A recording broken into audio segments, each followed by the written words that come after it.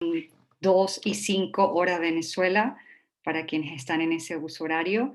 Muy buenas tardes, noches a todos. Es un gusto para nosotros darles la bienvenida al evento de hoy. Mi nombre es Jessica González, soy miembro de Einheit Venezuela y esta noche estaré como moderadora del evento en cooperación con otros miembros de nuestra asociación que nos están apoyando en la coordinación del mismo. Bueno, este evento es parte del ciclo de webinars que hemos estado ofreciendo durante la primera mitad de este año 2021. Y bueno, es un gusto poder retomarlo y en esta ocasión traerles el tema que aborda las estrategias de afrontamiento en el contexto migratorio que nos podrán ayudar a administrar el estrés y la fragilidad asociadas al proceso. El ponente de esta tarde será Pedro Monascal, quien compartirá con nosotros información de relevancia psicológica y emocional, ¿no? Un poco sobre Pedro: él es ingeniero industrial, psicoterapeuta, acupuntor. Pedro ha realizado también diferentes talleres en el área de la salud, como medicina homeopática, biomagnetismo, reiki, terapia floral y respuesta espiritual. En Venezuela tuvo su práctica privada en el Centro de Salud Corpus Menti y actualmente también es miembro de nuestra asociación Einheit für Venezuela. Bueno, antes de darle la palabra a Pedro, un poco sobre la dinámica del evento. Les informamos que va a ser grabado y que, bueno, si tienen alguna observación al respecto, por favor, pueden colocarla en el chat. Tendrá una duración aproximada de 1 hora. A lo largo de la conversación, si tienen algún tipo de dudas, preguntas o comentarios, los invitamos a que los coloquen también en el chat y procuraremos al final de la presentación abordar cada una de ellas. También le pedimos que mantengan sus audios en silencio a los fines de no interrumpir la ponencia.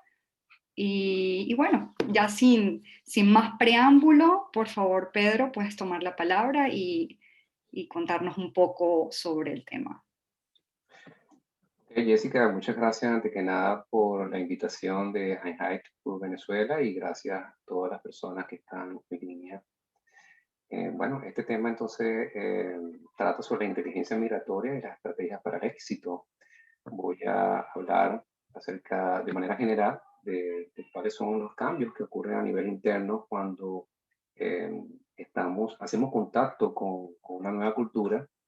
Posteriormente voy a hablar también un poco acerca de ese concepto de inteligencia migratoria y al final voy a dar 10 estrategias para una emigración inteligente. Entonces, entrando, bueno, ya suavemente en materia, no me está haciendo el cambio.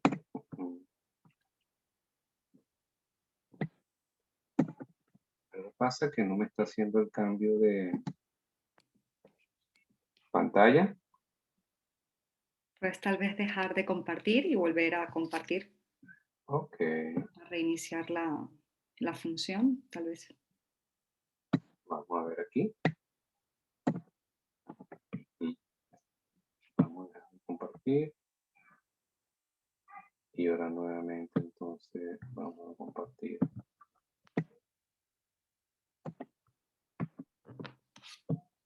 Un segundo.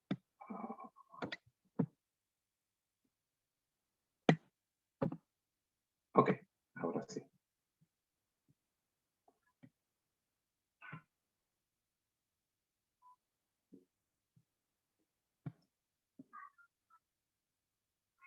Bueno, entonces aquí vemos cómo, qué pasa durante ese proceso cuando estamos migrando, hacemos ese proceso de migración y entramos en contacto con esa nueva cultura. Fíjense, nos vamos a encontrar con una serie de barreras y demandas que nos va a colocar ese país de recepción, ese país de acogida. El país tiene costumbres distintas, leyes, normas, comportamientos, sistemas de creencias que pueden ser muy diferentes a las nuestras. Y eso de alguna manera, bueno, va a obstaculizar la realización de nuestras metas, ya sea que sean metas personales, metas de punto de vista profesional, afectiva, de seguridad, ¿ok? Y entonces, em, ¿qué va a ocurrir? Va a ocurrir como resultado de esa tensión entre lo que nosotros queremos, que esas necesidades de adaptarnos o ese sueño o esa meta, y entre las barreras que nos va a colocar el país de acogida o recepción, se va a generar toda una serie una transformación interna que puede abarcar la esfera psicológica, la esfera social y la esfera cultural, llegando incluso hasta generar cambios a nivel de nuestra identidad. Como consecuencia de esto, eh, vamos a vernos expuestos ante diversas situaciones que son generadoras de estrés.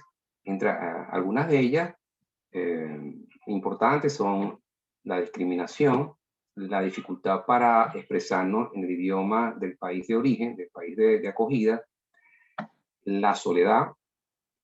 La disfunción familiar se refiere a los conflictos que pueden surgir con los miembros de la familia. Ha ocurrido en ocasiones que las parejas se separan.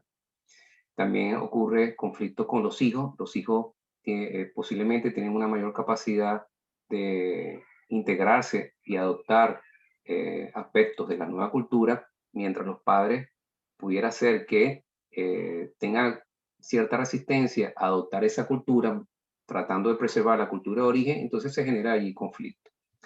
También está la separación familiar, me refiero con la familia de origen, la inseguridad, el miedo a ser deportado, el duelo y la insatisfacción. Este último elemento de insatisfacción también es importante, puesto que no necesariamente una persona, a pesar de que ha logrado de elementos importantes de éxito, por ejemplo a nivel profesional, significa que tenga una satisfacción. Muchas veces se lleva una satisfacción profunda, cuesta, a pesar de que la persona puede tener años ya en el país de acogida. Entonces, todo este proceso de cambio, de adaptación, se llama aculturación. ¿Y qué hacemos? Esos recursos, esas estrategias, esas acciones que emprendemos para poder enfrentar todas estas emociones discordantes, todas esas situaciones que generan em, dolor y otras emociones, se llaman estrategias de afrontamiento. Entonces, aquí vemos cómo ocurre como una escalada, como un efecto cascada, donde tenemos un estrés aculturativo, y cuando esas situaciones se mantienen en el tiempo, pueden generar síntomas en el área somática, en el área ansiosa o depresiva. Posteriormente pueden generar dolor, sufrimiento, degenerando en conductas desadaptativas y llevándonos a una dificultad para lograr la consecución de estas metas.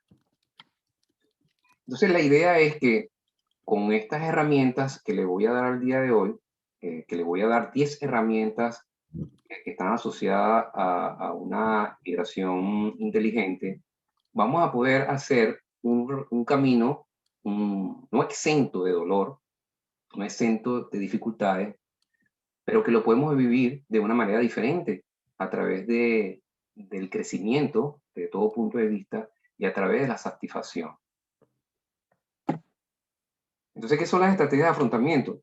Son respuestas intencionales adaptativas dirigidas no solo a la resolución práctica del problema, sino también a reducir o a tolerar las consecuencias negativas de la situación de amenaza o desafío, producto del mismo proceso de aculturación, que ya les indiqué que es cuando hacemos contacto con ese país que nos recibe. Las estrategias de afrontamiento, según Lázaro y Folkman, es un proceso donde, en primer lugar, hacemos una valoración de ese evento. Ese evento lo podemos percibir de una manera positiva, neutra o negativa. Y posteriormente miramos nuestro maletín de herramientas, nuestros recursos, y verificamos, ¿tengo las herramientas y los recursos para poder enfrentar esa situación? Si las tengo, me va a generar ciertas emociones. Si no las tengo, me va a generar emociones distintas, ¿no? Entonces es importante la forma como percibimos ese evento. Eso es un elemento básico. Yo puedo percibir un mismo evento de una manera y Jessica lo puede percibir de otra manera totalmente distinta. Yo lo percibo como algo agradable y Jessica lo percibe como algo amenazante, y eso va a depender de su historia personal. Ahora, ¿por qué hablamos de inteligencia migratoria? Según Paul MacLean, tenemos tres cerebros en uno.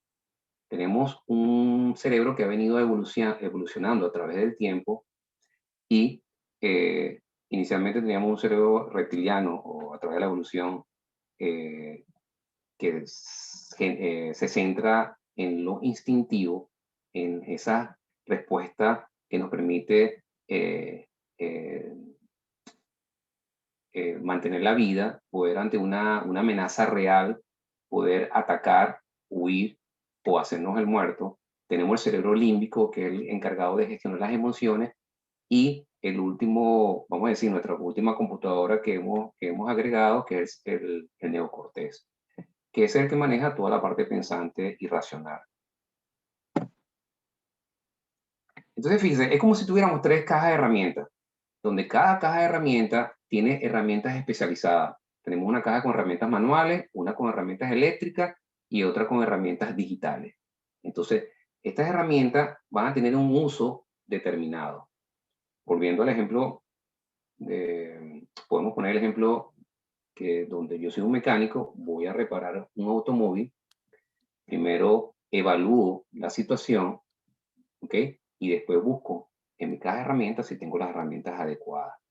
Entonces podría solamente usar las herramientas de un solo sistema o utilizar las herramientas de todo el sistema.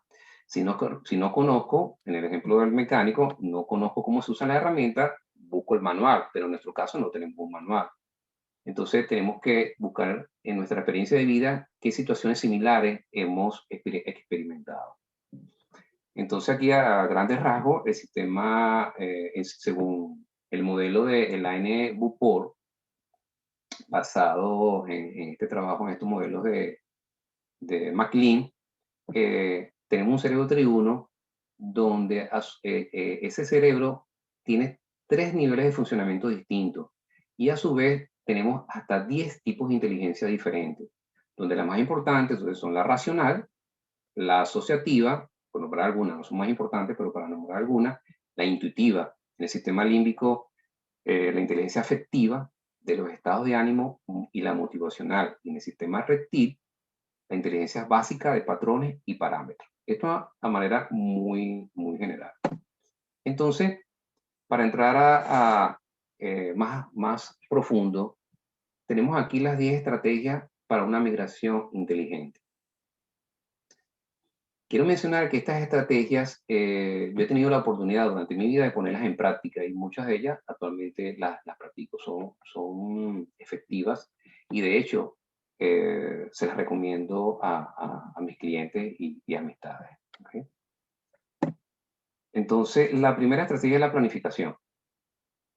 Todo proyecto migratorio requiere de una planificación previa. Hay excepciones, evidentemente. Hay situaciones donde se migra de manera forzada y no hay espacio para una planificación previa.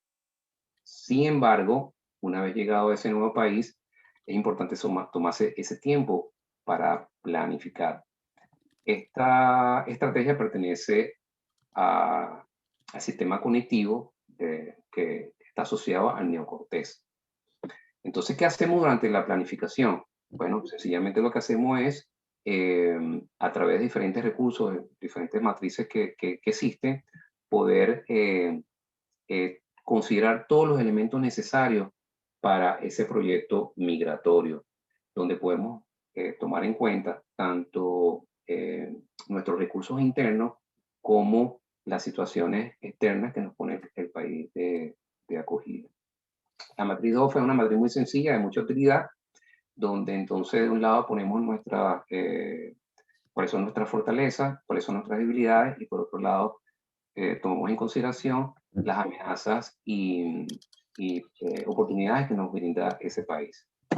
La segunda estrategia, la aceptación. Esto es un elemento importante y fíjese que la aceptación no tiene nada que ver con la resignación ni nada que ver con la negación. La aceptación pertenece al sistema neocortical también, y tiene que ver con la aceptación del momento presente, de esa situación que en este momento me está ocurriendo. ¿Ok? Entonces, es importante, a pesar de que sea doloroso, pero me va a evitar otras emociones, me va a evitar llegar al sufrimiento. Y la aceptación es el primer gran paso para el cambio. Sabemos que aquello que a la que no resistimos, eso persiste en nosotros. La tercera estrategia tiene que ver con el poder mental. Aquí tenemos, yo recomiendo lo que es la visualización y la afirmación. Fíjense, estas dos estrategias tienen una gran base científica. Esto ha sido demostrado y tiene gran utilidad en muchos campos de nuestra vida, en el campo profesional y en el campo deportivo. La visualización es una creación consciente, voluntaria de imágenes mentales. El cerebro no distingue cuando algo es real entre algo que es real y algo que es imaginario. Está ese famoso ejemplo de cuando nos asustamos ante la foto del león, porque el cerebro no hace ninguna distinción. Él genera el mismo tipo de información en ambas situaciones. Entonces, podemos utilizar este recurso para crear imágenes mentales de alto impacto que van a tener un gran efecto sobre nuestra psique, nuestra biología y nuestra realidad personal. Aquí le quiero comentar algo que la historia de un deportista. Él es un deportista paralímpico, tiene discapacidad visual, se llama Hamed Mohamed, y él cuenta que en las Olimpiadas de Pekín 2008, él visualizó esa competencia más de 16.000 veces. Imagínense eso, 16.000 veces pensando cómo iba a ser desde el principio a fin esa competencia. Él no, él aprovechaba cualquier momento, cuenta que estaba conversando con amigos, y mientras los amigos estaban viendo, no sé, alguna situación que les llamaba la atención, él, como no podía ver, él lo que hacía era visualizar. Entonces, cuando le tocó ya presentarse ante el público, habían 16.000 chinos. Comenta que cuando los chinos comienzan a gritar, él lo que hizo fue imaginarse de que eso en vez de estar aupando al chino, lo estaban aupando a él. Entonces se llenó de ese vigor, de esa fortaleza, y uno dijo, yo no puedo defraudar a todas estas personas que vinieron a verme a mí, imagínate, ¿no? Y logró conseguir 4 medallas de oro. ¿Qué es la afirmación? La afirmación tiene que ver con formular frases que tienen como fin cambiar nuestro sistema de creencias y cambiar hábitos a través de la repetición de la misma. Aquí yo recomiendo que sean afirmaciones cortas, formuladas de manera positiva y que sean escritas durante 21 días. ¿Por qué 21 días? Porque 21 días es el tiempo mínimo necesario para cambiar un hábito. Esto es muy importante, la forma en que se realizan las afirmaciones, porque ¿qué pasa? Nosotros tenemos un sistema de creencias que es el que está perpetuado. Imagínense por un momento que es una masa enorme que tiene un gran peso específico. Por ejemplo, si yo quiero dejar de fumar y yo tengo la creencia de que no puedo dejar de fumar, porque tengo 30 años y 20 veces he dejado infructuosamente, intentado dejar de fumar. Cuando yo digo, voy a dejar de fumar ya, ese, ese, ese pensamiento que está allí instalado se va a reír de mí y me va a decir, ¿sabes qué? Lo has intentado 20 veces, eso es imposible. Pero si en cambio yo meto una semillita, un pequeño pensamiento que quizás pueda ser, bueno, solamente hoy voy a dejar de fumar o voy a pasar de 4 cigarrillos a 3 cigarrillos, es algo más aceptable por ese sistema de creencias. Y de esa manera voy haciendo como que mella eh, y voy haciendo el cambio. Pasamos a la 4, la estrategia número 4, orar. Para las personas que incorporan esta herramienta en su vida, la oración realmente ha hecho cambios importantes para ellos. Y de hecho hay muchos estudios científicos también que evidencian cómo esto ha logrado cambios importantes en la salud de aquellos quienes lo practican. Vamos a la autoobservación.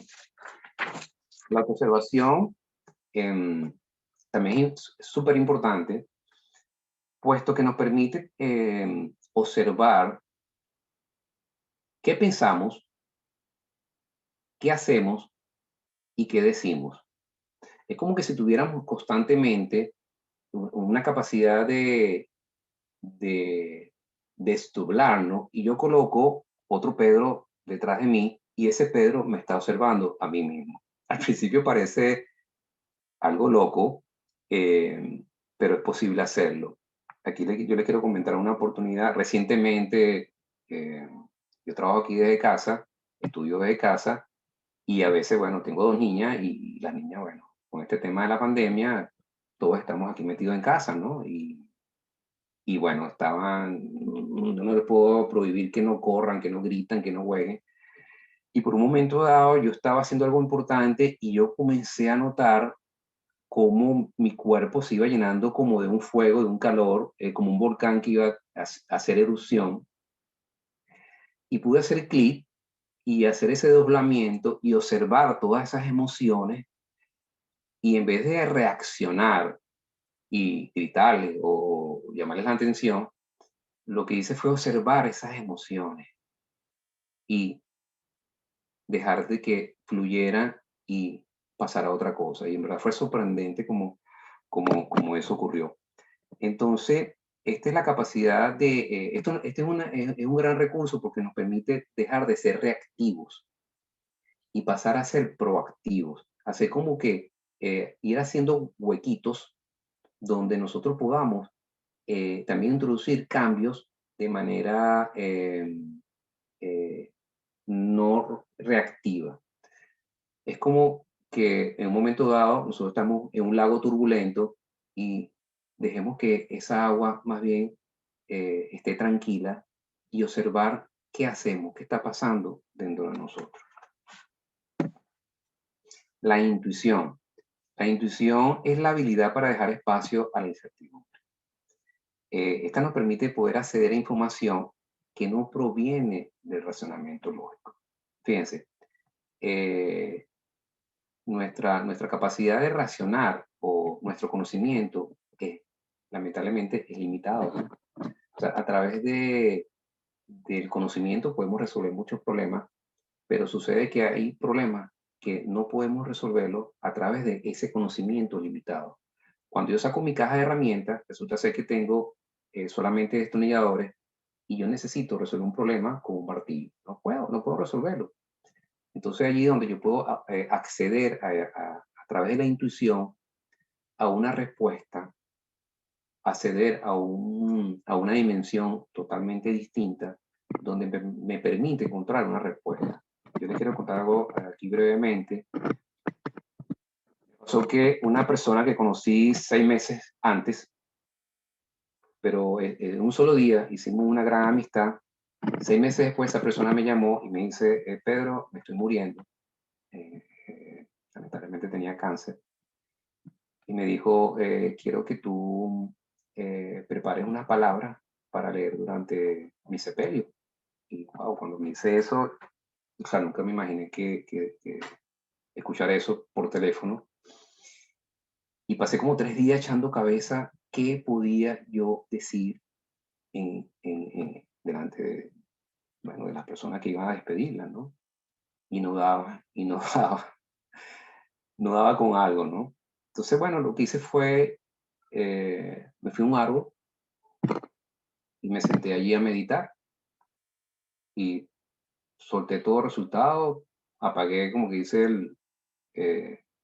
la maquinita de pensar y de repente cae una semilla al lado mío, tomo la semilla y cuando yo abro la semilla, consigo dentro de la semilla había una oruga. Y inmediatamente me vino a la cabeza oruga, mariposa y la oruga, la mariposa es el símbolo de la transformación. Llegué a casa y metí en Google, metí oruga, mariposa, transformación. Y me apareció un poema bellísimo acerca del sentido de la vida y el sentido de la muerte como una puerta a una transformación interior. Y verdad que cuando se lo leí, ella lloraba de la alegría, ¿no? Entonces, algo que no pude resolver a través del razonamiento, lo conseguí a través de la intuición. La gestión de las emociones. Esto tiene que ver con el sistema límbico, que nos permite justamente gestionar las emociones. Las emociones es algo que yo diría que en mi experiencia es el aspecto como quizás más desconocido y donde hacemos un manejo inadecuado de ellas. Eh, Muchas veces culturalmente se asocia las emociones, la expresión de las emociones a algo indebido, que no está bien visto, y existe la tendencia a reprimir las emociones, ¿ok? Sobre todo cuando son emociones discordantes como rabia o dolor, tristeza. Yo recomiendo aquí la gestionar las emociones a través de una técnica donde primero reconocer esas emociones y reconocerle poniéndole nombre. Eh, yo lo hago mucho con mis hijas.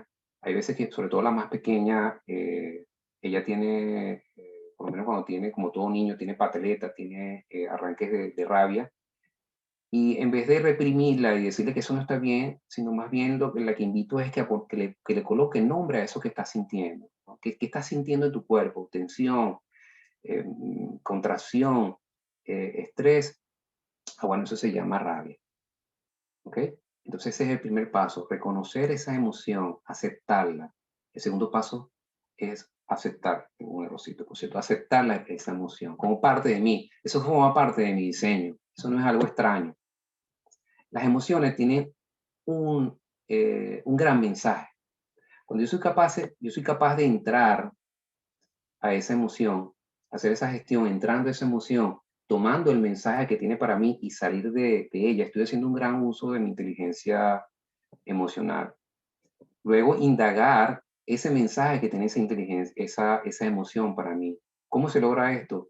En vez de preguntarme, ¿por qué me está pasando esto a mí? La pregunta puede ser, qué mensaje tiene esta información, esta emoción para mí? ¿Para qué me está pasando esto? Y luego, no identificarse.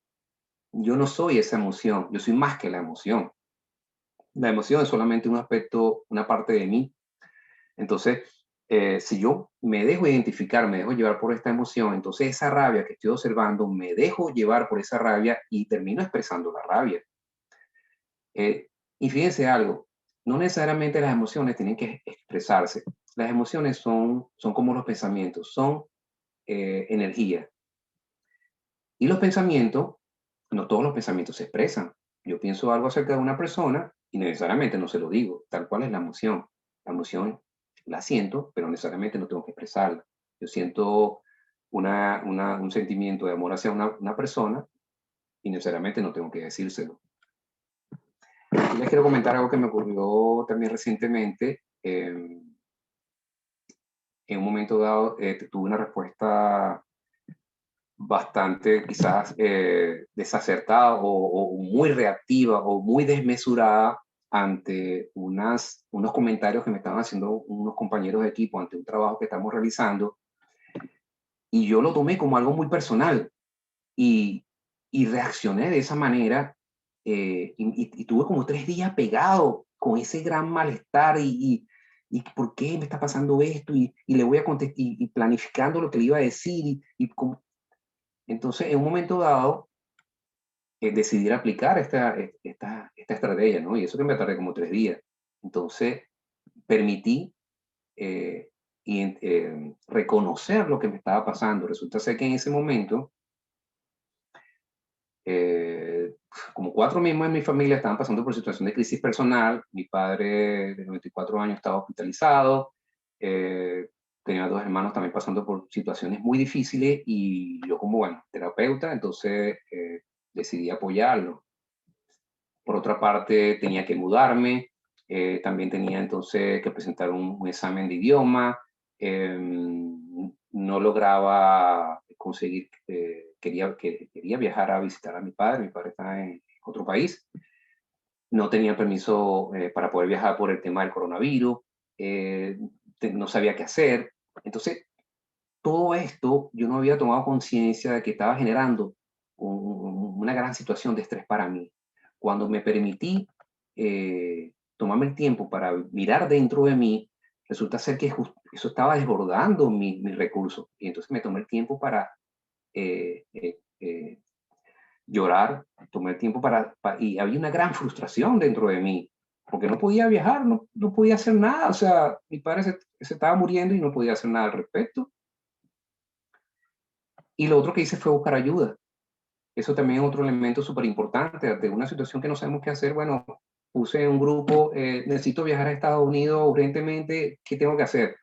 Y allí salieron muchas personas, Pedro, no sabemos qué te está pasando, pero cuenta con nosotros, cualquier apoyo que necesites, dinero, orientación, y bueno, eso me permitió eh, esa agresividad que estaba dirigiendo de una manera no productiva, que se convirtiera en algo productivo.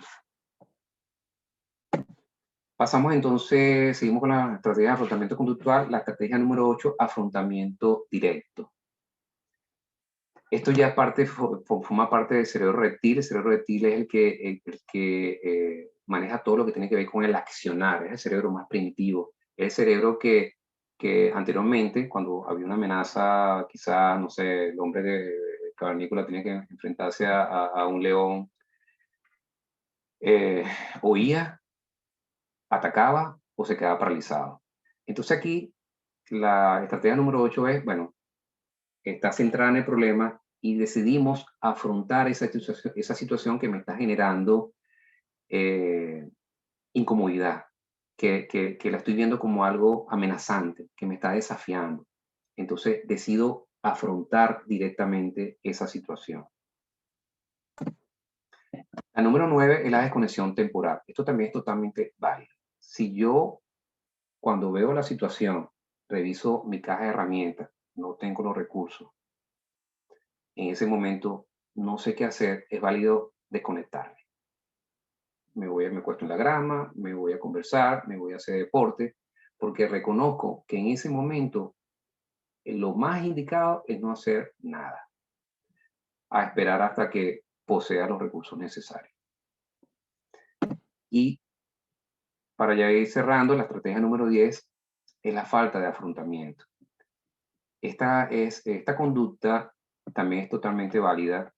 Hay momentos donde también es importante reconocer que esa situación eh, es tan amenazante que desborda mis recursos y está produciendo un gran sufrimiento en mí, donde también es válido reconocer que también puedo cambiar mi estrategia, puedo cambiar de plan, puedo cambiar de objetivo, inclusive puedo regresar a mi lugar de origen, a mi país de origen. Y esto me sucedió a mí. Yo emigré anteriormente a Arizona y primero a Madrid. Y luego de estar un año en Madrid, decidí, por cuestiones sentimentales, volverme a Venezuela. Esto significó para mí, bueno, una gran frustración. Luego, en una segunda oportunidad, lo hice como 2 años después, lo hice a Arizona también, vendí todo y nuevamente decidí regresar a Venezuela. Y hoy día lo vemos, más bien verlo en vez de verlo como una situación de fracaso, lo veo como que eso me permitió enriquecer esas herramientas, enriquecer esa maleta de herramientas, darme nuevas estrategias, darme nuevos recursos para poder enfrentar este nuevo reto que estoy experimentando hoy en día con el proceso de migración que estoy llevando a cabo. Entonces, fíjense que las estrategias de afrontamiento son esenciales para una buena adaptación, para transitar eso que se llama aculturación, todos esos cambios que eso es inevitable. Toda persona emigrante va a experimentar cambios a nivel psicológico, a nivel cultural y a nivel social. Y cuando hablamos de que se cambia la identidad, tenemos que irnos al concepto de identidad. ¿Qué es identidad? Identidad es lo que nos permite, son todos aquellos elementos que nos permite definir lo que somos en un momento dado. Entonces, yo en Venezuela, usualmente decimos, todos podemos decir en un momento dado, hacemos una relación entre nuestra profesión y nuestra identidad. Yo soy ingeniero, o yo pertenezco, o soy tenista, o pertenecía a una asociación determinada. Entonces, todos esos elementos, la cultura, la comida, la familia, los grupos de pertenencia, todo eso forma parte de mi identidad. Cuando yo emigro y me enfrento a una nueva cultura, donde dejo los amigos atrás, donde ya no como cosas distintas, donde ya yo no soy o no puedo ejercer mi profesión, entonces mi identidad se va transformando. Entonces un afrontamiento óptimo requiere flexibilidad. Flexibilidad para hacer uso de estrategias diferentes. De esos tres maletines asociados a cada centro de inteligencia, tener la flexibilidad de tomar herramientas y si no me sirve, utilizar otras herramientas. Y también la capacidad de utilizar múltiples estrategias. Puedo utilizar estrategias de las tres maletas. Ellas actúan de manera independiente, pero también de manera interdependiente. También poder desarrollar nuevas estrategias de afrontamiento. Esto es una capacidad, es decir, todos los días tenemos la capacidad de poder aprender nuevas estrategias de afrontamiento y cambiarlas si resultan ineficaces y desadaptativas. Entonces aquí una de las palabras clave es la flexibilidad. Porque, fíjense algo, yo tengo ciertamente tres maletas llenas de herramientas, pero ¿qué pasa? Ese evento, como es un país nuevo, una nueva cultura, es un evento totalmente desconocido.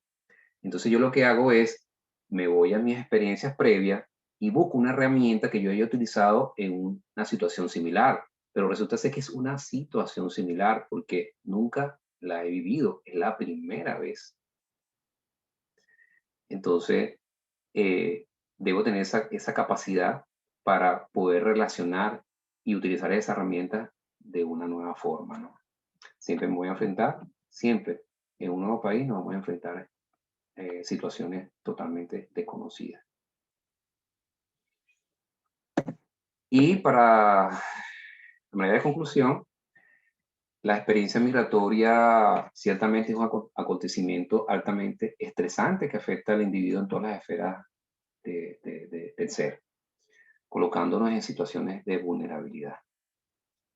Y también esto es posible hacer, es muy posible hacer de esta misma experiencia una de las más enriquecedoras e inolvidables de la vida, siempre y cuando hagamos uso, un buen uso de estas herramientas de afrontamiento, de nuestra inteligencia migratoria, de nuestra historia personal y de los apoyos del entorno.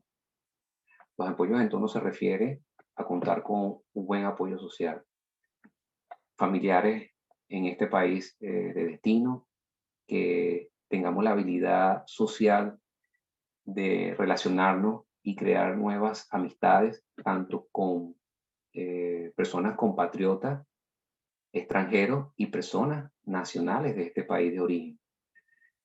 Porque estas personas ya cuentan con una gran experiencia, han pasado por situaciones similares y me pueden ser de gran ayuda. Esto me va a dar, todo proceso migratorio conlleva a cometer errores. Es inevitable cometer errores, pero podemos hacer de eso que esos errores disminuyan y el costo de esos errores sea más bajo cuando contamos con el apoyo social. Muchas gracias por su atención. Bueno, muchas gracias a ti, Pedro, por la presentación, de verdad súper interesante. en especial conocer sobre este concepto de inteligencia migratoria. La verdad es un concepto nuevo para mí, estoy segura que para muchos también. Y bueno, también entender que este concepto recoge también una reacción que naturalmente tenemos todos los seres humanos, que es esa capacidad adaptativa ante nuevos entornos y nuevas circunstancias, pero desde el punto de vista de la conceptualización y poder estructurar paso a paso herramientas que nos ayuden en el proceso y aplicarlas de manera consciente, creo que es una gran ventaja. Ya creo que podemos pasar a las preguntas. Tenemos algunas preguntas aquí ya que nos han puesto en el chat a algunos de nuestros asistentes. La primera relacionada con la última estrategia de afrontamiento y también con lo que mencionaste en tu conclusión sobre la flexibilidad, ¿no? Porque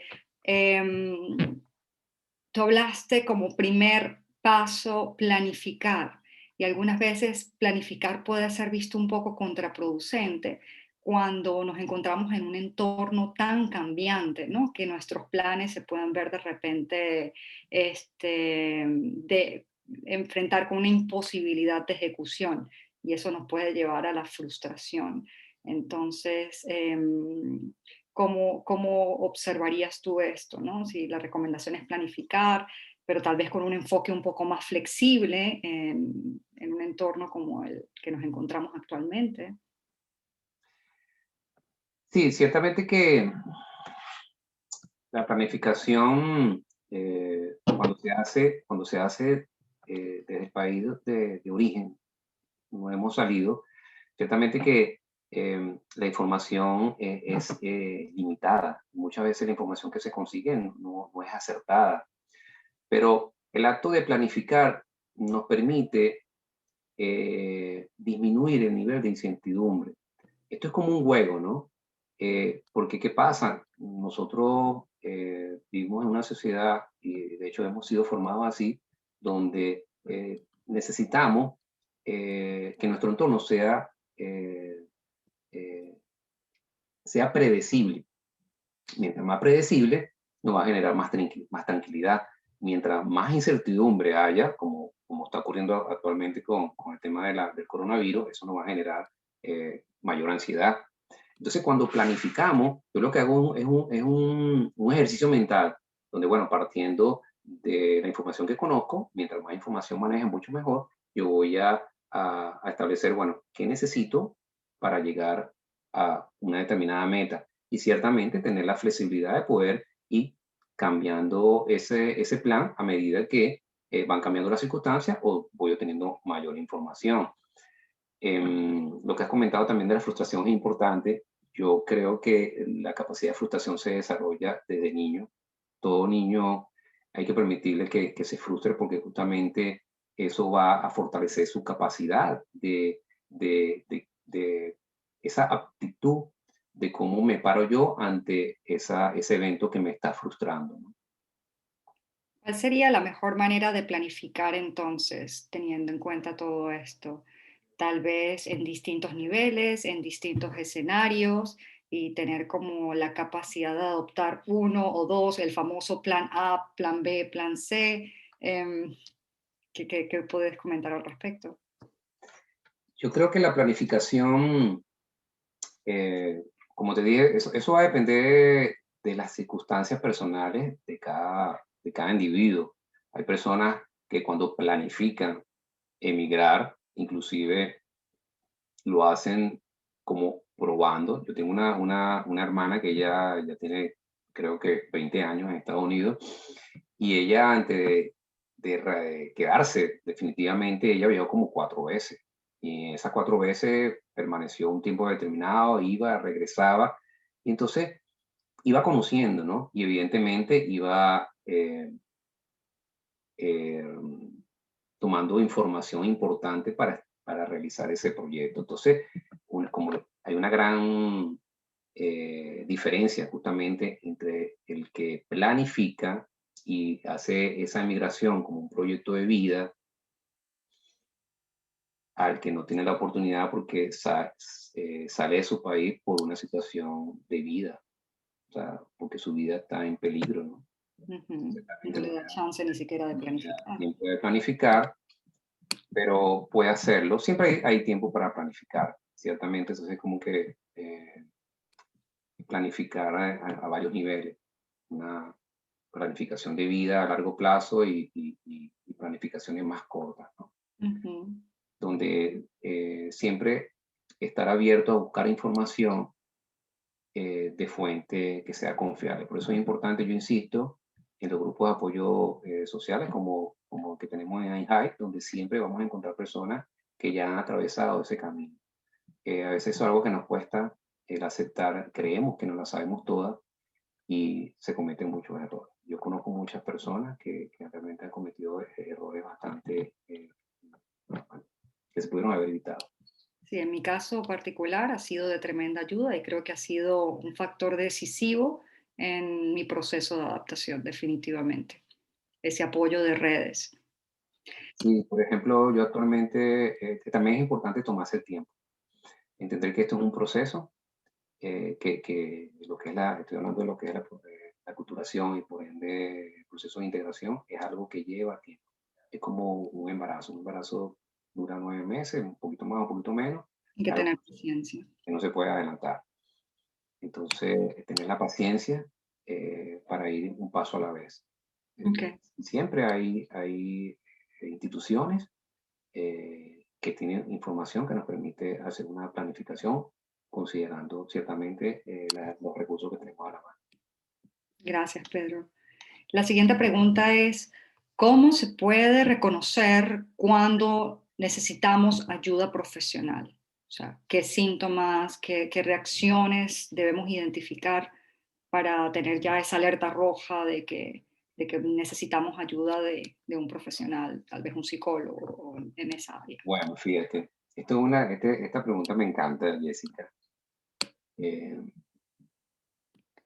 yo soy de lo que opino como psicoterapeuta y como coach, que todas las personas necesitamos en algún momento dado la ayuda de un profesional. Hoy en día eso es algo muy normal. Los deportistas tienen un coach, los artistas tienen un coach, los ejecutivos tienen un coach, ¿ok? Inclusive hay cultura. Yo tengo amigos en Argentina donde el tema es muy visible, es muy normal hablar de psicoterapeuta, ¿ok? Hay otros países como en Venezuela, es un poco un tabú. Decir que estoy viendo un psicólogo, bueno, la gente cree que la persona no, estás loco. Y no es así, no es así. Yo creo que sí, a veces buscamos ayuda para tomar decisiones de menor magnitud, como por lo menos qué profesión elegir o tomar, perdón, qué estudios realizar o especializaciones o decisiones de mudarme dentro de la misma ciudad o el mismo país. Imagínate una decisión tan trascendental como cambiar de país desde el Sí. mismo momento. Si podemos contar con la ayuda de un profesional, es valioso. Disculpa, ¿qué síntomas pudiésemos nosotros identificar como Ok, factor de alerta en este vale. Cuando ya la cosa empieza a ponerse, vamos a decir, ya pasa de verde a morado, hay síntomas de tres áreas importantes. Tenemos el área somática, que es todo lo que podemos sentir, ¿ok? Pueden ser dolores continuos de cabeza, dolores de espalda perenne, mucho también se presenta a nivel de bruxismo, que es el apretar y rechinar los dientes, entonces dolores en la mandíbula, muchas veces también personas con dolores en las manos porque nos acostamos y no estamos descansando, no estamos aprovechando el sueño y más bien hay una contracción permanente. Además también el insomnio y dificultad para tener un sueño reparador. Ese es el área somática. En el área depresiva, se llama área depresiva, pero eso no significa que estemos deprimidos. Está la tristeza, la nostalgia, está permanentemente en el pasado, ¿no? Quizás un llanto sin una causa definida, ¿no? Una causa aparente. Ese es el área depresiva y evidentemente ya cuando la persona le cuesta pararse de la cama, no está pendiente de arreglarse, de su aseo personal, eh, y también tiene malos hábitos alimenticios, no tiene hay pérdida del apetito. Ciertamente esos son signos evidentes de que esa persona está pasando por un episodio depresivo. En el área que tiene que ver con la ansiedad, cuando tenemos pensamientos recurrentes, que se llaman pensamientos invasivos, sobre todo expectativas catastróficas. El cerebro nunca deja de pensar, pero cuando el cerebro está pensando en que no va a pasar algo grave, siempre nos va a pasar lo peor y no vamos a poder lograrlo, y inclusive puede suceder que tengamos ideas, pensamientos suicidas. Entonces esos son indicios de que es importante recurrir a un profesional. Gracias, Pedro. Y conectando allí con la parte que tú dices, ¿no? De tristeza y nostalgia. em, Alguna vez escuché que pudiésemos comparar el impacto de una migración con el duelo de la pérdida de un ser querido. Inclusive es una de las preguntas que nos pusieron en el chat. Y bueno, básicamente sí, eh, le estás diciendo adiós a tu país, a lo conocido, hay un rompimiento de alguna manera, por más que tú trates de llevarte la cultura contigo, la verdad es que te desconectas de tu mundo, de la cosmovisión, ¿no? De tu cultura. Y bueno, todo eso tiene como unas consecuencias, que tú bien las mencionaste. ¿Pudiésemos comparar ese impacto con el impacto, por ejemplo, de perder a alguien? Sí, es así. Ciertamente, y gracias a la persona que hizo esta pregunta, em, ¿qué es el duelo? El duelo es ese sentimiento de pérdida que tenemos ante cuando ya ese objeto o esa persona eh, ya no está. Y ciertamente durante toda la vida estamos perdiendo cosas o personas que son importantes para nosotros. Cuando uno pierde un trabajo, cuando pierde una relación de pareja, cuando pierde un familiar, pierde un animal querido, pierde un objeto eh, que es importante para nosotros. Entonces, estamos pasando por procesos de duelo. Es algo muy normal. Solo que es mucho más complejo cuando realizamos una migración porque estamos perdiendo, según Achuate, que él es un psiquiatra español, podemos llegar a perder 7 eh, objetos o elementos de una sola vez. Y en el caso particular de Venezuela, yo me atrevería a decir que perdemos hasta 8 objetos. Entonces, ¿cuáles son esos elementos?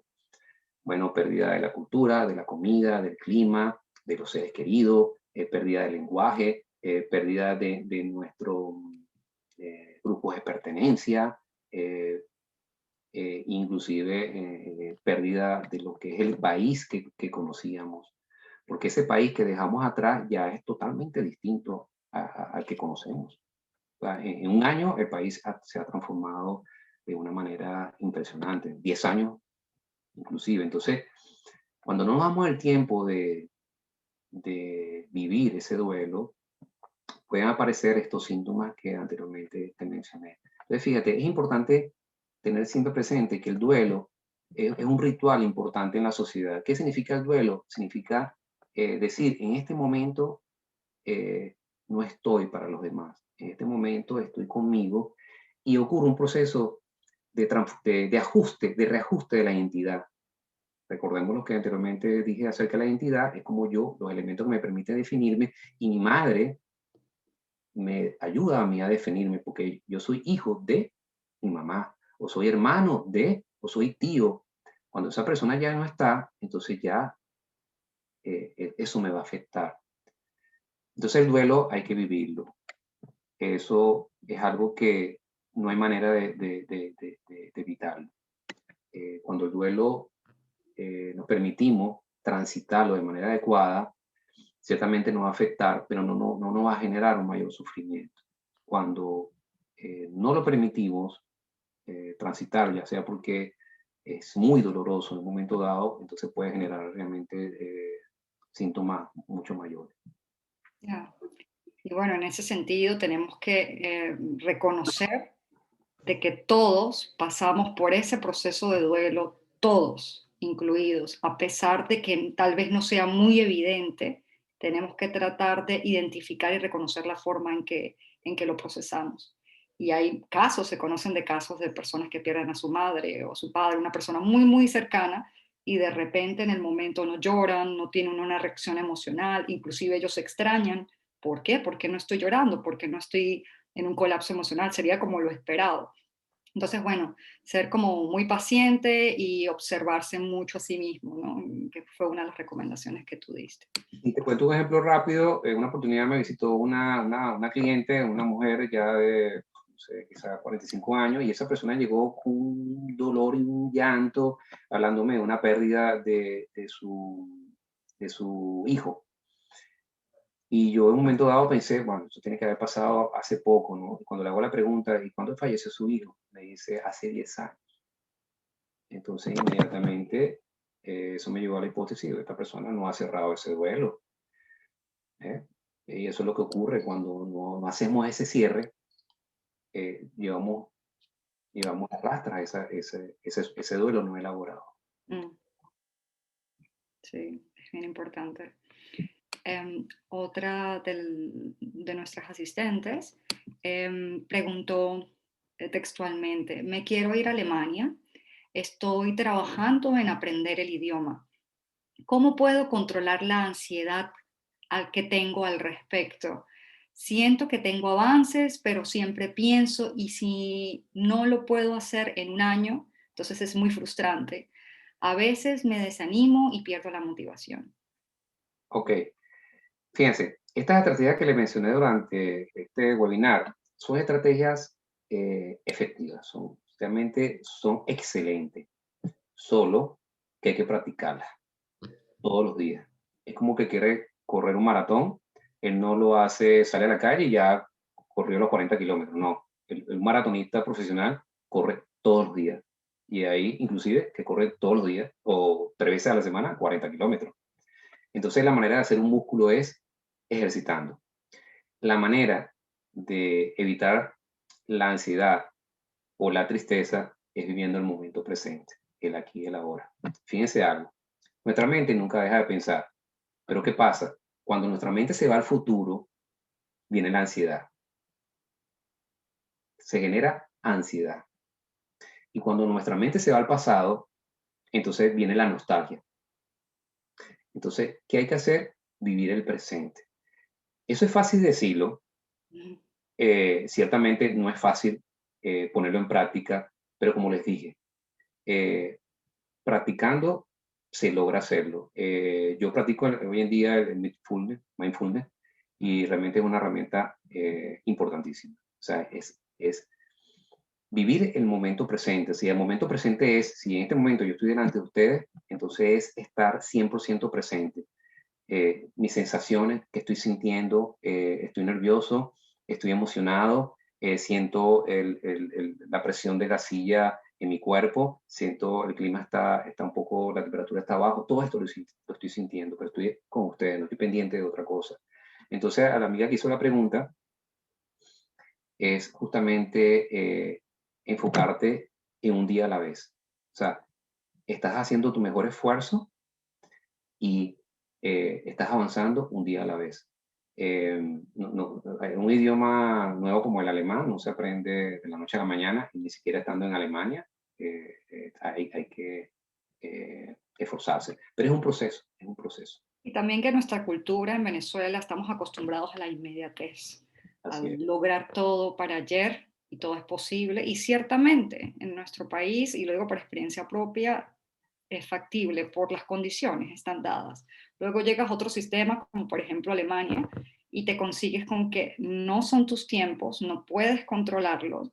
La dificultad de las cosas y de la adaptación también es algo que no se espera y que a veces eso lo que conecta con los planes, porque efectivamente no estamos logrando las metas que nos trazamos en el tiempo que nos trazamos. Y ahí viene nuevamente la frustración. Entonces, sí, efectivamente, y más con el idioma, creo que todos nos sentimos identificados con ello. Entonces hay que ser muy pacientes y compasivos con nosotros mismos, que bueno, eso toma su tiempo y que independientemente de que el avance sea poco, hay que sencillamente estar contentos por ese avance. Ese pequeño porcentaje de avance que logramos diario ya es un factor para sentirnos contentos y satisfechos y agradecidos con el esfuerzo propio, ¿no? Sí, no ser duro con nosotros mismos. Esa es parte de la teoría de aceptación, de aceptarnos tal cual como somos. Y pareciera sencillo el tema de aceptar la realidad, pero a la vez es complejo, porque el tema de la aceptación viene inclusive desde nuestra infancia. Es como nos aceptamos a nosotros mismos, nos aceptamos de manera incondicional.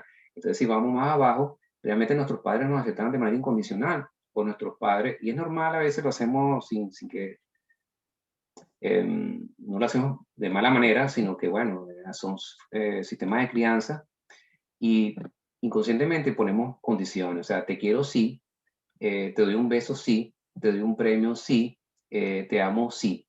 Entonces ahí se genera esa relación, a mí me quieren solo si hago esto. Entonces no me acepto incondicionalmente y menos voy a aceptar mi realidad afuera. O sea, no es posible. Entonces la aceptación incondicional es aceptarme como soy, con mis limitaciones, con mi fortaleza y sin crítica y sin juicio. Ok. Pedro, aún nos quedan preguntas.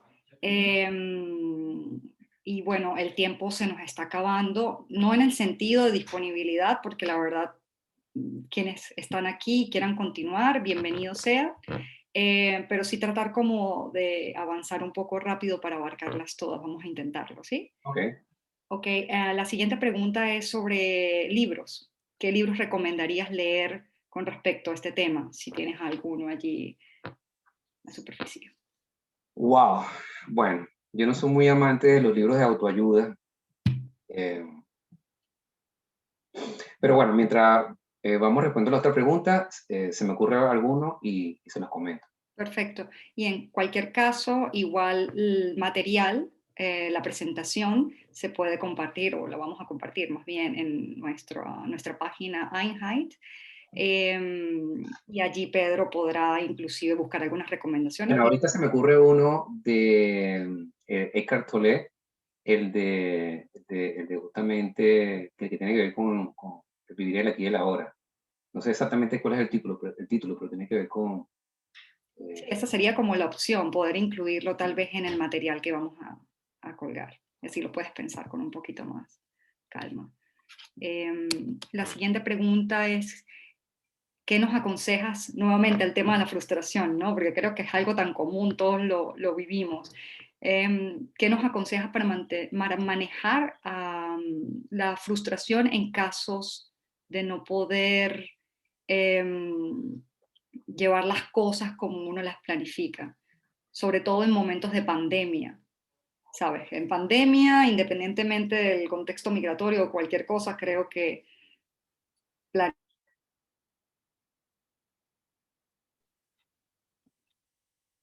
frustración, entonces, en este caso. se fue un momento el audio, pero sin embargo te capté la mayor parte. Mira,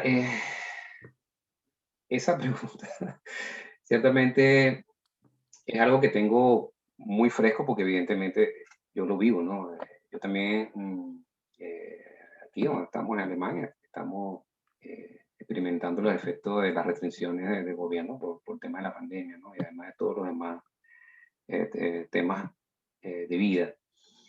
Yo creo que el manejo de la frustración tiene que ver con eh, reconciliarnos con nosotros y saber que estar tranquilo. Cuando nosotros hacemos nuestro mejor esfuerzo y los resultados son otros, hay que aprender a soltar el resultado. O sea, la vida es un misterio. O sea, una cosa es lo que nosotros queremos y nos proyectamos y otra cosa es lo que sucede. Por ejemplo, nadie pensó que iba a pasar lo de la pandemia. O sea, todos los proyectos, yo diría, me atrevería a decir que todos, quizás de los fabricantes de la vacuna, se cambiaron, ¿no? Para que, o sea, tuvieron una connotación negativa, fue un cambio que los demoró, un cambio que los atrasó. Y el tema está en ver esto como una oportunidad, o sea, el tener esa capacidad de ser flexible y soltar los resultados. O sea, esto es lo que yo quiero y esto es lo que utilizo estas técnicas de visualización, de meditación, de afirmación y hago todo mi mejor esfuerzo y estudio y irme a la cama con la entereza de que yo hice mi mejor esfuerzo y de que hay algo más grande que yo que tiene un plan distinto y soltar ese resultado. Aquí también es importante tener la actitud positiva. Y aquí yo les quiero echar un cuento que es apropiado, hablando de libros, pero esto es un cuento que lo pueden conseguir en internet, que tiene que ver con esta pregunta, ¿no? Es un cuento chino donde había un pueblo donde estaba pasando por una situación de crisis y donde no se conseguía alimento porque estaba en guerra, estaba en situación de guerra ese país con otro país. Entonces, al pueblo llegó al establo de un chino, llegó un caballo hermoso, rozagante, lleno de energía, y se metió al establo buscando alimento. Y entonces el chino, el señor le cerró la puerta. Y entonces todos los vecinos fueron a felicitarlo y diciéndole, wow, qué suerte tienes, eres afortunado. Imagínate, vino un caballo a tu establo, ¿no? Y no había caballo, porque los caballos se lo habían llevado para la guerra. Entonces, la respuesta de este señor, muy sabio, fue, mala suerte, buena suerte, esto no se sabe. Pasaron unos días y el caballo escapó. Y los vecinos vinieron, wow, te perdiste el caballo, qué mala suerte.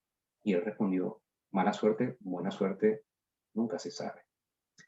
El caballo volvió, resulta ser que el caballo era líder de una manada y volvió trayendo la manada, porque él tenía alimento. Y los vecinos, wow, qué afortunado eres, eres el más afortunado del pueblo. Y él respondió, nuevamente lo mismo. Resulta ser que el hijo se puso a domar el caballo y el caballo lo lanzó y se le fracturaron las piernas. Y nuevamente los vecinos, wow, qué mala suerte tienes. Se te arruinó la vida. O sea, tu único hijo. Y resulta ser que vinieron los militares buscando jóvenes para la guerra y se llevaron a todos los jóvenes del pueblo. Y aquí no se llevaron al joven que tenía las piernas fracturadas. Entonces, con este cuento les quiero decir que la vida es una incógnita, es una gran incertidumbre. Lo único certero de la vida es el cambio, es el cambio. Y tenemos que tener esa habilidad de ser flexible ante esos avatares de la vida, esos cambios de la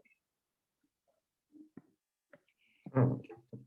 Efectivamente. Entonces, pudiésemos, en dos palabras, decir que para efectos de frustración e inclusive miedo, porque el miedo es precisamente eso, ¿no? El temor a lo desconocido, a esa incertidumbre. Pudiésemos decir que en ambas cosas es la estrategia hacer lo mejor que podamos hacer, lo que esté en nuestro alcance y en nuestras manos, y desapegarnos del resultado. Así es, Así de sencillo. así es. Tratar de aplicar una cosa y la otra. ¿Y cómo hacerlo? Bueno, tenemos allí unas 3 cajas de herramientas que podemos ir seleccionando aquellas que consideremos más compatibles con nosotros y lo que más nos funcione, ¿no? En un proceso de ensayo y error, como tú dices, que tal vez le sirve a uno, no le sirve al otro o viceversa. Em, Aquí tenemos algunos comentarios. Uno muy agradable de parte de María Teresa, donde felicita al ponente. Ella es psicóloga en Alemania y le parece que las herramientas son muy eficaces, las que se han propuesto en este webinar. Mari también nos comenta un caso de experiencia personal y al final nos plantea una pregunta. Ella indica que a ella le pasó algo poco usual o que no esperaba. Después de 6 años de haber migrado a Alemania, regresó a Venezuela. Estaba feliz de regresar a casa, pero después de un mes estando en Venezuela ya quería regresar a Alemania. Eso nunca lo entendió y le generó como una especie de conflicto de identidad. Entonces pregunta, ¿esto es normal? Sí, es normal que pase. Y ahí quiero hablar de dos cosas rápidamente. Una es que también existe el duelo a la inversa. O sea, tenemos un proceso de duelo cuando salimos de nuestro país y un proceso de duelo cuando regresamos a nuestro país, porque en ambas situaciones hay una pérdida y estamos llegando o sea, ese país que dejamos en nuestra cabeza y resulta ser cuando llegamos a otro país totalmente distinto. Entonces, también las personas, cuando regresan a su país de origen, toman la decisión, también van a experimentar el duelo. Y lo otro es que ese proceso de aculturación, que también se vive a la inversa, tiene etapas. Y es como, yo pongo el ejemplo que es como una relación de pareja. Al principio, cuando yo conozco a esa pareja y se produce como que esa atracción donde yo veo todo bello y floto en el aire y estar con mi cuerpo, están todos esos neurotransmisores, esos químicos que me dan placer. ¡Wow! Igual pasa con ese país que donde yo llego, veo todo bello, todo es bonito, todo es hermoso. Pero después pasa una etapa donde ya comienzo a ver esos efectos. ¿Ve? Reconozco que mi pareja tiene defectos y empiezo entonces a recordar, a comparar con el país que dejé y resulta ser que empiezo a decir o a creer, esos son engaños de la mente, que ese país era mejor, mi comida es mejor, allá se baila mejor, la gente es mejor, la gente es más educada, somos mejores, ¿ves? Empezamos a hacer, y en la relación, en el ejemplo de relación de pareja, entonces empiezo a comparar con mi pareja anterior. Y resulta ser que no estoy viviendo en el momento presente. Después voy avanzando en etapas hasta que llego a una etapa donde estoy más equilibrado, tengo una mejor percepción de la realidad y entonces integro aspectos de ambas culturas. Entonces es normal que en un mes, ciertamente, bueno, eso puede variar los tiempos, pero entonces esta persona seguramente esa etapa de enamoramiento la vivió en ese mes, pero pasó rápidamente a reconocer que ciertamente había cosas muy desagradables. Entonces, más allá de pensar en que hay un conflicto de identidad, es sencillamente darnos cuenta de que somos al día de hoy el resultado de un cambio y evolución en nuestra identidad, que efectivamente no es la misma de antes, es la combinación del todo y que de todas es el resultado positivo o el mejor resultado que se pudo lograr, ¿no? Entonces sería más como abrazar y reencontrarnos con esa nueva identidad. Sí, y también tener muy claro de que la migración, ese proceso que se llama culturación, es un proceso que tiene etapas y que lleva tiempo. Entonces, si yo tomo la decisión de quizás de volverme a casa cuando estoy en la etapa donde ya veo que este país no, quizás no era lo mejor, no cumple mi expectativas, eh, no, quizás me estoy perdiendo el resto de la película. O sea, eso es importante tenerlo presente. O sea, tomarse un tiempo para experimentar lo bueno, las ventajas y desventajas de ese país o las ventajas y desventajas de esa nueva pareja. ¿Ves? Hay que tomarse un tiempo, ser paciente. Okay. Lourdes pidió el derecho de palabra. Antes de pasar con Lourdes, pudiésemos cerrar con la última pregunta que está vinculada con la ansiedad crónica. Entonces, un poco como que cómo reconocemos la ansiedad crónica y qué sería lo más recomendable, si es que hay alguna solución a corto plazo para esto. Sí, bueno, ciertamente ya con ansiedad crónica hay que ir a acudir a un profesional. Es muy posible que este profesional lo medique. Ciertamente la medicación es apropiada en muchos casos, es necesaria en algunos casos, en otros casos no es necesaria, pero si esa persona, esas sensaciones es muy desagradable y ciertamente le está afectando su salud, no puede dormir o no puede batallar con esos pensamientos. Normalmente cuando hay ansiedad hay pensamientos intrusivos y son pensamientos muy duros. He tenido pacientes con estos trastornos y ciertamente entonces hay que acompañar la medicación con la psicoterapia. Okay. Inmediatamente también poner en práctica estas estrategias que hemos dado, meditación es muy importante. ¿Verdad? Al principio quizás no vea los efectos, pero con la práctica ya va a lograr disminuir esos tiempos o esos pensamientos que sean tan fuertes, ¿no? Intrusivos, porque muchas veces son pensamientos que tienden a bajarnos la autoestima, o sea, que van en contra de nuestra autoestima. Otra cosa que se presenta a propósito de eso también es el sentimiento de culpa, culpa por haber dejado nuestros parientes, por haber dejado a nuestros seres queridos, quizás en condiciones muy difíciles.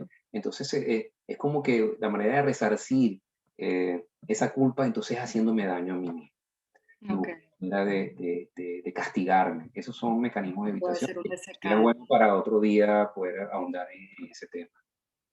Muy Pero bien. ciertamente tiene que buscar, en ese caso, lo mejor es buscar un profesional. Ok. Gracias, Pedro. Bueno, para cerrar, le damos la palabra a Lourdes, por favor. Ah, ya. Muchas gracias.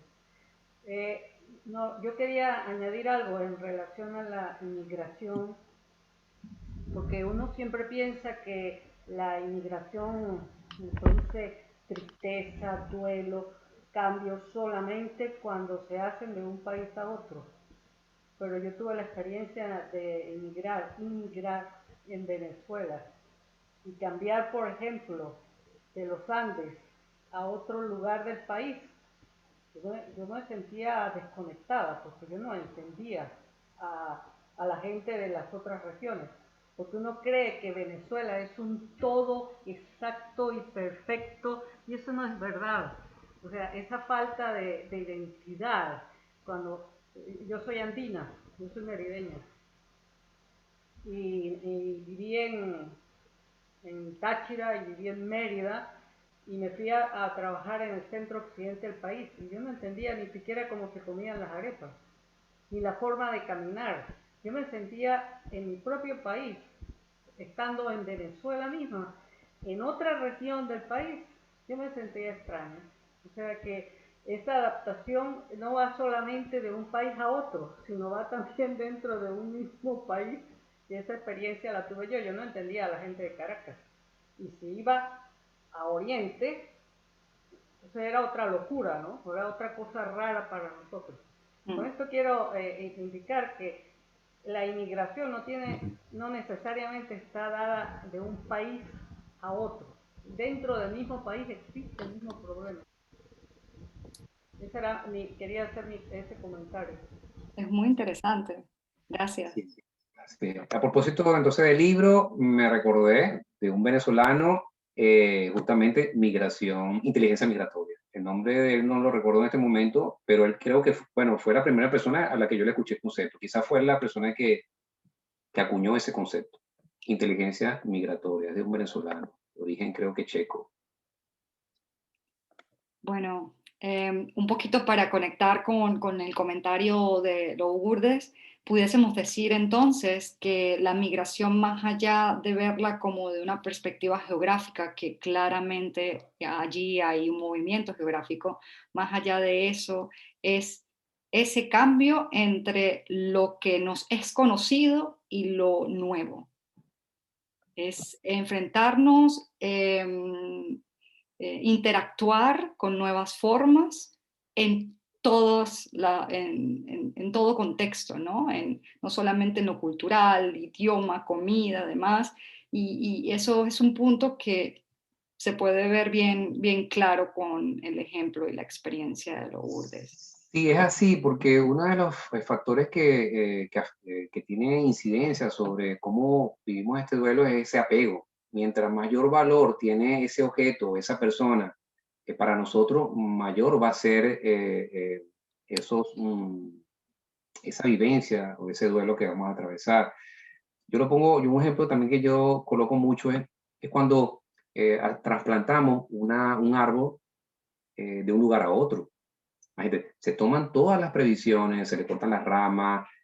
Por ejemplo, aquí en Europa el árbol se busca la estación más adecuada, que viene siendo de invierno, porque es donde el árbol consume menos agua. Se podan también no solamente las hojas, sino también las raíces. Se busca que el terreno donde va a llegar sea muy similar al donde estaba el árbol, y también se le ponen los nutrientes. igual lo vimos nosotros. O sea, Igual. nosotros estamos arraigados a nuestra tierra, a esa tierra, a ese lugar geográfico, y cuando nos cambiamos de sitio, nos desarraigamos.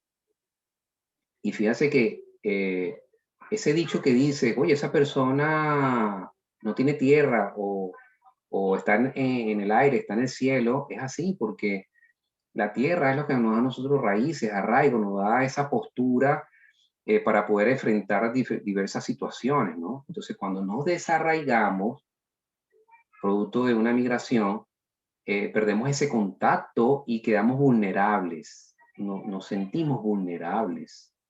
Entonces, tenemos que tomarnos el tiempo para echar nuevas raíces y afianzarnos en ese nuevo terreno.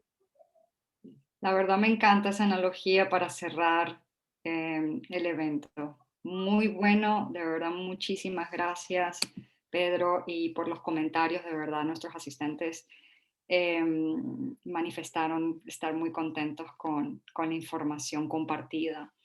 Entonces, bueno, también quisiera especialmente agradecer a todos aquellos que se tomaron el tiempo y que estuvieron con nosotros hasta este momento, a pesar de que, bueno, que ya es tardecito, pero bien chévere tener un espacio así para poder compartir todo. Em, Aparte, bueno, en nombre de Einheit, les agradecemos su interés, su participación y les recordamos que el material va a estar disponible en nuestra página, posiblemente la grabación del evento también. También les invitamos, como siempre, a visitar nuestras redes sociales, Einheit en Twitter, Facebook, Instagram. En este momento les estoy copiando aquí en el chat las cuentas para que las tengan a la mano. Y bueno, si están interesados también de formar parte de nuestra asociación, de los proyectos que llevamos a mano, de crear nuevas redes, vínculos, y que tiene mucho que ver de por sí con todo lo que hemos estado comentando, son bienvenidos. De verdad que estamos creciendo y nos interesa eso, crecer cada vez más y crear, pues, fortalecer las redes de venezolanos y latinoamericanos aquí en Alemania. ¿Sí? Por Sí, favor. quiero terminar comentando una frase de otro psiquiatra, no recuerdo su nombre en este momento. Él dice que el dolor es inevitable ante todo proceso donde ponemos nuestros recursos, nuestra capacidad de afrontamiento la ponemos a prueba, pero el sufrimiento es opcional. Podemos hacerlo distinto, podemos hacerlo desde el placer, desde el disfrute y siendo compasivos con nosotros y admitiendo que estamos viviendo una experiencia totalmente nueva.